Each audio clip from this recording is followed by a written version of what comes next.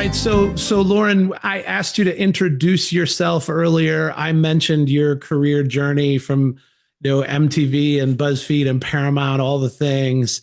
But I also noticed in your LinkedIn profile, you describe yourself and your interests as, quote, straddling comedy, drama, format, and social justice. I'm not sure that's a overly common combination of interest areas, but in your mind, I know from knowing you, all those things go together. I mean, how do we get from comedy to social justice in the same sentence? You're right. It's very rare in my industry Yeah. that someone can be described as that, especially since I'm not intentionally making like David Attenborough style documentaries. My career started very normally in TV, and I was a production assistant on, various shows, and then eventually kind of transitioned into working in unscripted TV, which is basically reality, documentary, follow doc type of shows.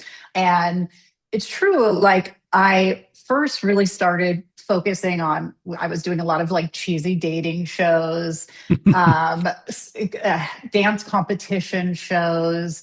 And of course, you mentioned Jackass. That was the first pilot I ever worked on as becoming a development executive. Oh, And wow. so the last 25 years of my life has been working with those guys because that show became a lot of different spin-offs. Sure, So sure. in my career, most people kind of would view me as comedy and, a little bit of these outrageous shows.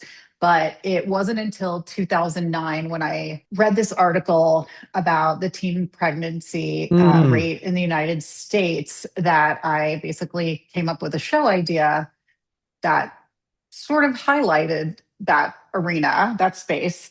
And I don't know, the happy accident was that a lot of people had takeaway, very useful takeaway from that hmm show. hmm And so that's kind of where the social justice kind of thing came in because I realized very clearly how through entertainment you can really create a message that doesn't need to be really on the nose. I didn't need to be telling the audience, don't get pregnant, don't do this. It was more of a here's the show, there's these people's stories. It was intentionally made entertainment forward. It was not supposed to be a preachy teaching tool. Yeah. And because we approached it that way, it actually became more effective. When you think of teenagers and young adults, I mean, most of the day they are talked at, they are hmm told what to do and how to think and how to behave. And so this show was more like, oh, here's the circumstance and what it can look like in a variety of situations. Most of our listeners probably know this, but for those who don't, before I got into the consulting world, I spent nearly 2 decades in adolescent health, right? And that sort of spanned, give or take, from like late 90s to 2015, 2016, give or take, somewhere in there. So these shows that you're talking about were sort of right in the heart of that journey for me. And I have real memories about these things. I mean, you spent about 20 years at MTV, right? And again, plenty of accolades and things, but these two franchises, Teen Mom and 16 and Pregnant, at least sort of from my perspective, there may be some jockeying here, but are sort of two of the more successful franchises and more famous, I put in quotes, things maybe you worked on. I mean, first of all, I need to say thank you for this, right? Like it was an incredible contribution to the field. I am curious though, in the sort of creative piece. I mean, I understand you reading an article thinking maybe there was something we could do, but did you really have a sense that we could produce a franchise and a show, a reality show, maybe if that's the right word? It might not be. You might correct me on the No, genre you're here, right. but a reality show that actually had an impact, a measurable impact, a research based impact on an issue. I mean, when you were in the creative phase, did you have any idea that we could actually make change, or you were just making a show? I don't mean to make light of it. I'm just curious. No, dude, you're totally right. I was just trying to make a show.